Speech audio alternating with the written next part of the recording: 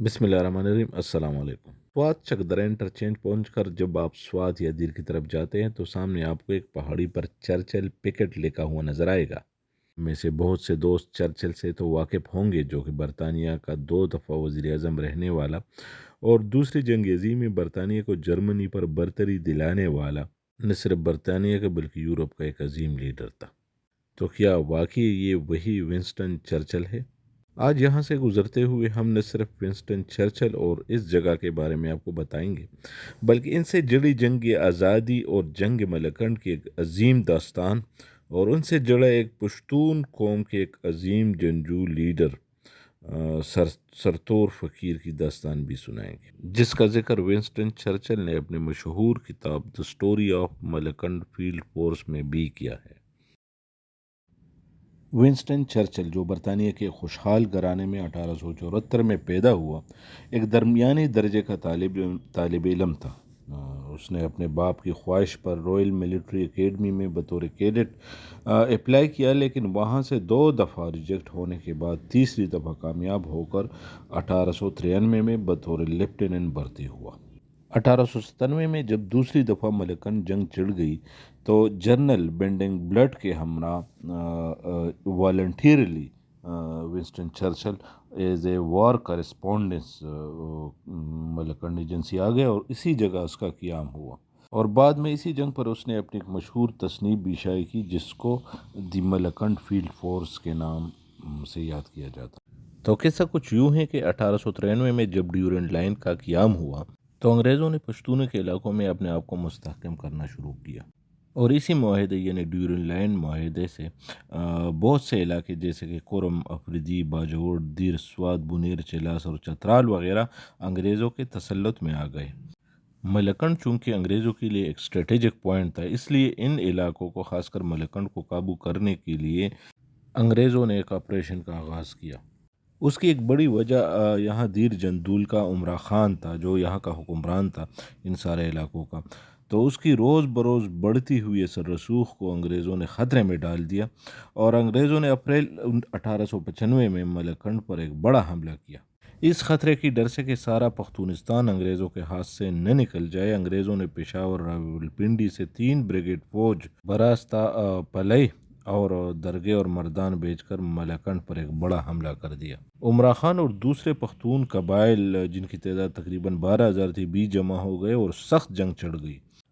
انگریز تو توپخانے سمیت جدید اسلحہ سے لیس تھے، جبکہ پختونوں نے پٹاخہ دار بندوقوں اور تلواروں سے ڈٹ کر مقابلہ کیا۔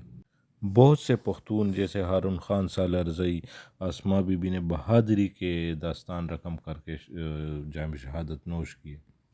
ملکنڈ کی پہلی لڑائی یعنی 1895 کی اس لڑائی میں ایک مشہور مجاہد سکندر شاہ بابا المعروف سپن شہید کا نام بھی قابل ذکر ہے، جس کا مزار درگاہ سے ملکنڈ کے پرانے روڈ پر واقع ہے۔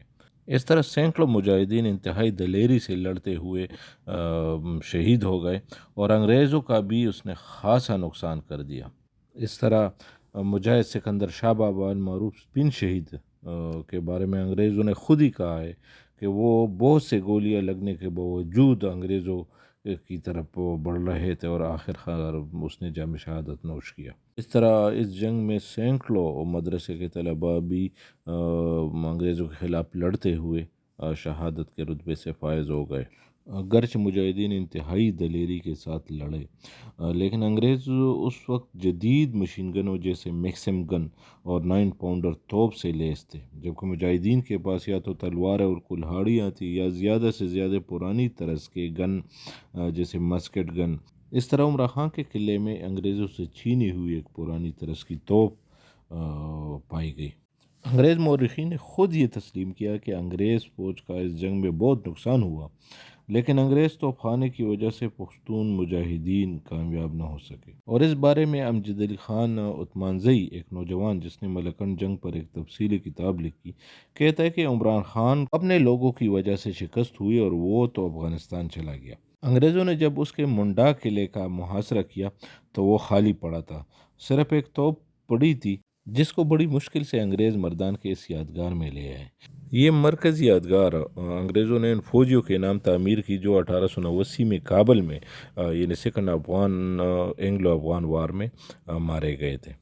اس طرح مئی 1895 میں برطانوی حکومت نے خان عمرہ خان کی حکومت ختم کر کے ملکنڈ ایجنسی کا قیام عمل میں لے آئے، جس میں دیر، سوات، بنیر، باجوڑ اور چترال تک کے علاقے شامل کیے گئے، اور اس طرح پشاور سے چترال تک ایک سڑک کی منظوری بھی دی گئی، اور ملکنڈ ایجنسی اور چکدرہ میں مختلف پکٹ اور چوکیاں تعمیر کی گئی، جن میں سے ایک چرچل پکٹ کے نام سے بعد میں منسوب کی گئی۔ پکٹ کا مطلب پہرا دینا یا چوکی ہے۔ لیکن بات یہاں تک ختم نہیں ہوتی۔ پشتون قوم انگریزوں کے خلاف آہستہ آہستہ دوبارہ منظم ہونے لگی اور سرتور فقیر کی قیادت میں انگریزوں سے دوبارہ ٹکر لینے کا عزم کیا۔ سرتور فقیر کا اصل نام سعد اللہ خان تھا، اور تاریخ کے اوراق میں مست فقیر، ملا مستان یا بنیری ملک اور چرچل کے تحریر میں میڈ ملا سے جانے جاتے تھے۔ سرتور فقیر کا تعلق ضلع بنیر سے تھا، جس نے اس وقت کے انگریزوں کا ناک میں دم کر رکھا تھا۔ آپ نے ملکنڈ کی پہلی جنگ کے بعد سوات، دیر، باجوڑ کے مختلف علاقوں کا دورہ کیا اور انگریزوں کے خلاف اعلان جنگ کر کے مجاہدین کا ایک بڑا لشکر تیار کیا۔ چرچل نے اپنی کتاب the history of Malakand field force کے پیج 57 اور 59 میں سرتور فقیر کا کچھ اس طرح ذکر کیا ہے: میڈ ملا was the ordinary priesthood of Afghan border, a wild enthusiast convinced alike of his drive on mission jihad against infidel۔ تو یہاں افسوس کی بات یہ ہے کہ ہمارے ان غیور مجاہدین اور غازیوں کا انگریز اور چرچل نے بذات خود تعریف کی ہے، اور ہم اس کا نام تک ہی نہیں جانتے ہیں۔ اور چرچل جیسے جرنلسٹ جو اس وقت صرف فوجیوں کے ساتھ آ گئے یہاں پہ، اس کے نام سے ہم نے یہاں پہ چوکیاں تعمیر کی ہے، صرف اسی وجہ سے کہ بعد میں وہ ایک وزیر اعظم کے طور پر نمودار ہوا۔ تو بات وہاں سے شروع کرتے ہیں۔ اس طرح سرتور فقیر نے پوری زور و شور سے جہاد کی تیاری شروع کی، اور 18 جولائی 1897 سے ملکنڈ گیریجن کو یہ خبر ملی کہ ایک اجنبی فقیر نے لنڈاکی میں پڑاؤ ڈالا ہے، اور سارے علاقے کے لوگوں میں ایک جوش اور ولولہ پیدا ہوا۔ اور اس وقت یہاں ایک شعر بھی مشہور ہے: پلنڈاکی ور تدیرا سرتور فقیر دے، ڈن فیرنگے دزان پویر دے۔ ڈین MRA ڈین اس وقت ملکنڈ ایجنسی کا پولیٹیکل ایجنٹ تھا، تو اس شعر میں اس کا ذکر کیا گیا ہے کہ لنڈاکی کے مقام پر سرتور فقیر کی قیادت میں مجاہدین انگریزوں پر حملہ کرنے والے ہیں، اور انگریز فرنگی ڈین پر خوف طاری ہو گیا ہے۔ 26 جولائی 1897 کو انگریز افسر ملکنڈ خار کی تاریخی پولی گراؤنڈ میں کھیل سے جب فارغ ہو گئے اور کیمپ واپس جا رہے تھے، تو پولیٹیکل ایجنٹ مسٹر ڈین نے چھاؤنی کے کمانڈر کرنل ولیم مائیکل کو پیغام بھیجا کہ حالات بہت خراب ہو گئے ہیں۔ پشتونوں نے سرتور فقیر کی کمان میں چکدر اور ملکنڈ پر بڑا حملہ کر دیا ہے، جس میں بڑے بڑے انگریز افسر جان سے ہاتھ دھو بیٹھے ہیں، جس میں ایک لیفٹیننٹ کرنل سمیت میجر ٹیلر اور ایک سب لیفٹیننٹ اور کئی سپاہی بھی مارے گئے ہیں۔ میجر ٹیلر کے نام سے یہاں ایک کیسل فورٹ بھی بعد میں تعمیر ہوئی۔ اس طرح ملکنڈ کے اس دوسری جنگ میں یعنی 1897 کے اس جنگ میں سینکڑوں انگریز مارے گئے۔ پشتون قبائلیوں نے کئی اطراف سے ملکنڈ اور چکدرہ کے قلعوں پر حملے کر دیے۔ دونوں اطراف سے سخت جنگ جاری تھی۔ انگریزوں کو مردان اور نوشہرہ سے تازہ دم فوجی دستے اور امداد پہنچ رہی تھی۔ جولائی سے اگست 1897 تک سخت لڑائی جاری رہی۔